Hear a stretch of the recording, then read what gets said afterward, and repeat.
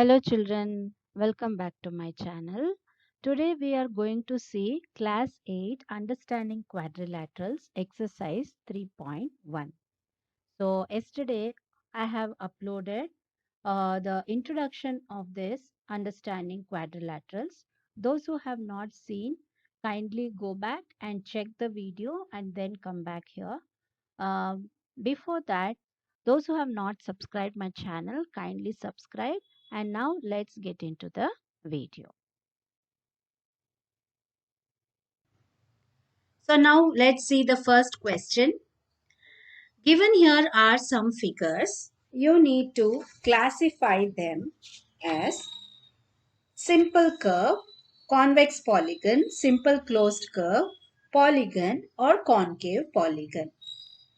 So now we have already discussed what are simple curve and what are simple closed curve, convex polygon, concave polygon, etc. So based on that, now let's see. When you see the figure, here you can observe simple curve. That is 1, 2, 5, 6 and 7. They come under simple curve. And when we talk about simple closed curve, you can say 1, 2, 5, 6 and 7. Even they also come under simple closed curve. Polygon is 1 and 2 because they are made out of line segments. Next is convex polygon. So in convex polygon you can see in figure 2. You have already seen what is a convex polygon where all the diagonals will lie inside the figure, and one is the concave polygon because one of the diagonal will be outside. It is not always one of the diagonal. At least one diagonal will be outside the figure.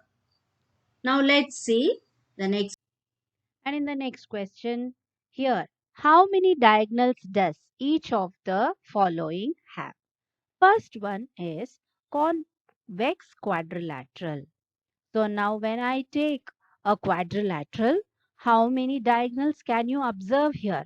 You can observe AC and BD. These are the two diagonals. A regular hexagon. So when you see in a regular hexagon, you can see there are 9 diagonals here. So now you can just see how to check whether the 9 diagonals are present. You can see this even in the previous video also. So always you have to join the vertex from one vertex to the other vertex. Sorry, the diagonals should be joined from one vertex to the opposite vertex. Here you have 6 vertices. So from each vertex you can join 3 vertices. So only here you have 9 diagonals. So here you can see 1, 2, 3, and like this you can see the other diagonals also. So those who have not seen my previous video, please go and check. In that clearly I have given how these 9 diagonals we are getting. Next is the triangle. So a triangle has no diagonal. How we can say is a diagonal is the line which connects from one vertex to the opposite vertex. But when you see here, there is no opposite vertex for this here. So you cannot draw a diagonal. Next question. What is the sum of the measure of the angles of a convex quadrilateral? Will this property hold if the quadrilateral is not convex? So now let's see and verify. So now here you have a quadrilateral, a convex quadrilateral. All the diagonals should be inside the quadrilateral here. Now when you see, it's divided into two triangles. So you know the sum of a triangle is equal to 180 degree. So here you have two triangles. Since you have two triangles, now we can say that the sum of the quadrilateral is equal to 360 degree. We'll see in case of non-convex quadrilateral also, here also it holds good. When you add all the angles, here also it will be equal to 360 degree only. Next question is, you have to see the figure. By seeing the figure, what can you say about the angle sum of a convex polygon with number of sides? So when you observe here, you have here the figure with 3, 4, 5 and 6 sides. And when we see here, the figure is divided in such a way that a triangle is formed. So now in this quadrilateral, the figure is divided into two triangles. So only it is multiplied with 4 minus 2, that is 2 into 180 degree. So now the same way, it is a pentagon. The pentagon is divided into three triangles. So only it is 5 minus 2 here. So 5 minus 2 is 3. So 3 into 180 degree. Similarly, here it is a six-sided figure where it is divided into 1, 2, 3, 4. It is divided into 4 triangle. So it is 6 minus 2. So this minus 2 is common for all the figures. So now using this formula, now you have to find out for 7, 8, 10 and n sides, n number of sides of the polygon. So now let's see how to find out the angles here. So now see the first one. When you have the number of sides as 7, it is 7 minus 2. 7 minus 2 is 5. So 5 into 180 you have to do, where you get 900 degree. Now next is the number of sides where you have 8. So now 8 minus 2 into 180 degree, when you find out, you will get that is 6 into 180, it is 1080. Then next is when the number of sides is equal to 10. So the angle sum will be equal to 10 minus 2, where it is 8 into 180 degree, that is 1440. Next, last one, when the number of sides is equal to n. So n can be any number here. So the formula will be n minus 2 into 180 degree. When you do, you will get the correct answer. And after this, next question is, what is a regular polygon? State the name of a regular polygon of three sides. So here also I am repeating. Those who have not seen my previous video, kindly go and check. I would have explained more about regular and irregular polygon. So now we will see the first one with a three-sided figure. So it is an equilateral triangle, which is a regular figure. Then next is a square with four equal sides. And next one is an hexagon where you have six equal sides. So from here only you can know what is a regular polygon. Regular polygon means the figures with equal sides. Then next question. Find the angle measure x in the following figure. In the first one, when you see here, they have given 50 degree, 130 degree, 120 and x. So you have to find out here. We just now learned the angle sum property of a quadrilateral is equal to 360 degree. So first you have to equate each angle is equal to 360 degree, where you will get the sum as 300. So subtract it from 360, you will get the x value as 60. The same way, now we will see the angle sum of a quadrilateral here. Here they have mentioned one of the angle is 90 degree and the interior angle is not given. So you have to understand that though the exterior angle is 90 degree, the interior angle will also be 90 degree. So now we can add x plus 70 plus 60 plus 90. which is equal to 360 degree. So add all the angles, you will get 220. Subtract it from 360, so you will get 140. The next question, here you have five-sided figure 1, 2, 3, 4, 5, and they have mentioned that these two angles are equal and the interior angle is not given.